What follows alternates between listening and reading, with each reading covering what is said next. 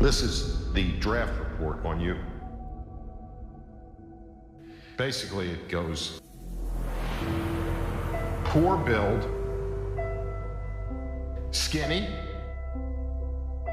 lacks great physical stature and strength, lacks mobility and ability to avoid the rush, lacks a really strong arm, can't drive the ball downfield, does not throw a really tight spiral.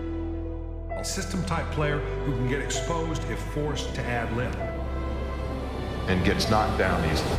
That kind of gets me fired up, because I'm thinking, what the hell do these people know? Does it bother you that so many people are happy to see you fail? Absolutely not. Because at the end of the day, all the people that was rooting on me to fail, at the end of the day, they got to wake up tomorrow, have the same life that they had before they woke up today. They got the same personal problems that they had today. And I'm going to continue to live the way I want to live and continue to do the things that I want to do with me and my family and be happy with that. So, they can get a few days or a few months or whatever the case may be on being happy about not only myself, but the Miami Heat not accomplishing their goal, but, you got to get back to the real world at some point.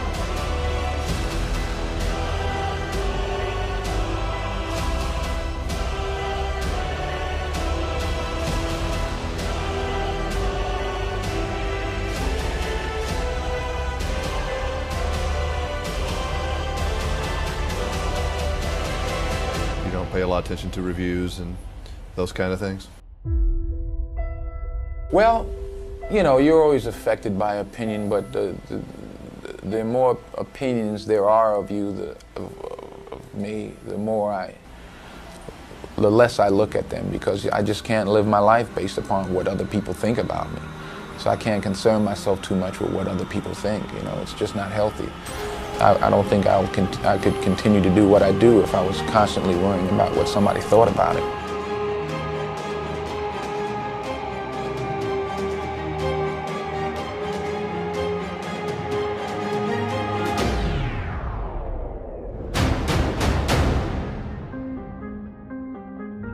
My father, he said, this is an embarrassment to me, and was stomping all over me.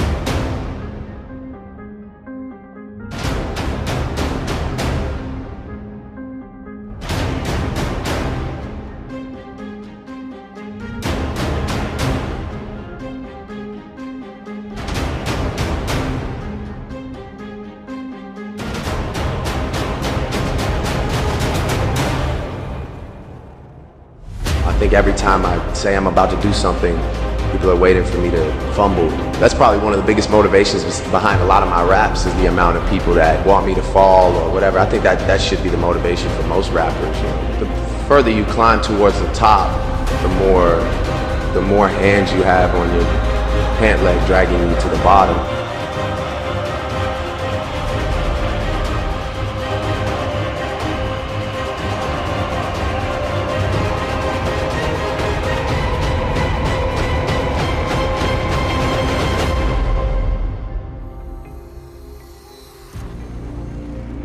So many people I talked to at that time for Alipay, they say, this is the stupidest idea you have ever got.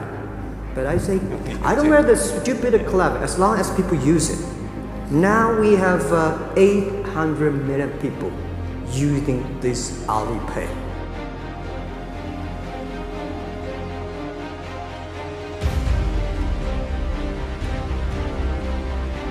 I want to do something I've never done before, and I don't know how, but I can imagine it. I want to engage in the unknown. I truthfully want to pursue the unknown. And in the pursuit of the unknown, something comes to realization, and I'm never prepared for it. So when I set out to do what I set out to do, I set out to do the impossible. Everybody told me, you're nuts, you can't do that, you can't do that. And that's also consistent with all entrepreneurs. There's always a legion of people who will tell them you can't do that, and even if you could, why would you? There's so many better things to do.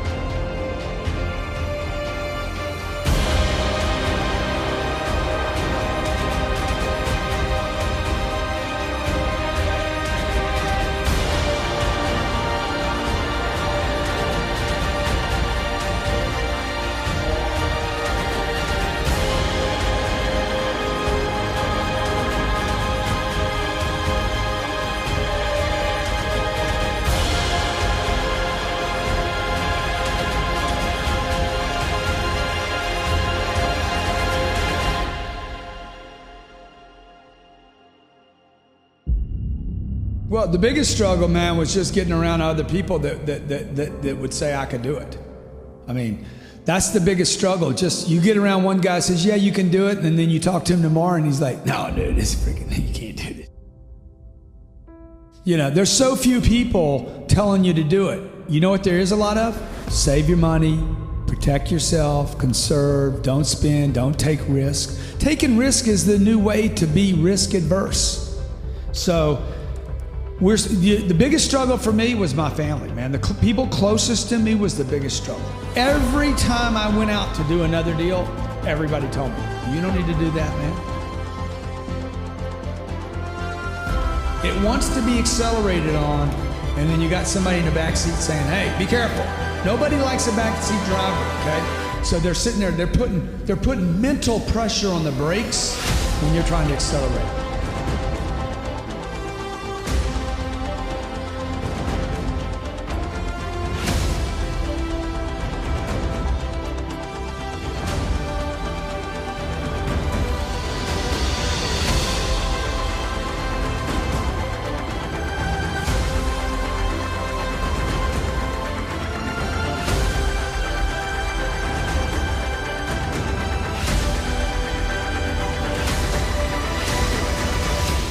I think I have an insatiable appetite to make things and share things with the world. I have, I'm compelled beyond a reasonable doubt to do what I do. I don't think that it can be a reasonable or logical choice.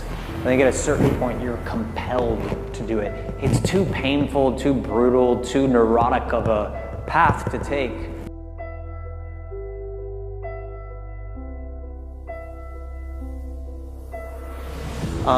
So I think that compulsion has to be there. It has to be something that you can doubt all the time, but deep down inside you know that this is something you have to do.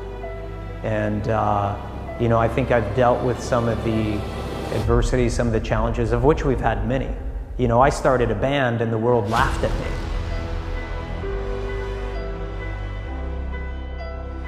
And we've had an incredible life as a result.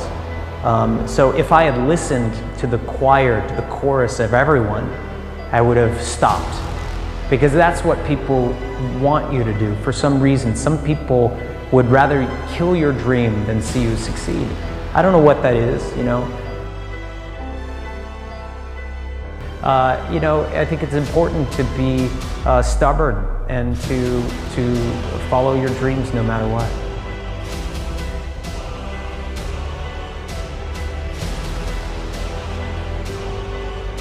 The only prize is this one, and what you feel, and what you want to accomplish. And if you can, as you start out, these, what could be lean years, or could be fat years, I feel that I very often watch a lot of young people sort of meander around without any idea about why they're doing what they're doing. I mean, to want and to be ambitious and to want to be successful is not enough. That's just desire. To know what you want, to understand why you're doing it, to dedicate every breath in your body to achieve. If you feel you have something to give, if you feel that your particular talent is worth developing, is worth caring for, then there's nothing you can't achieve.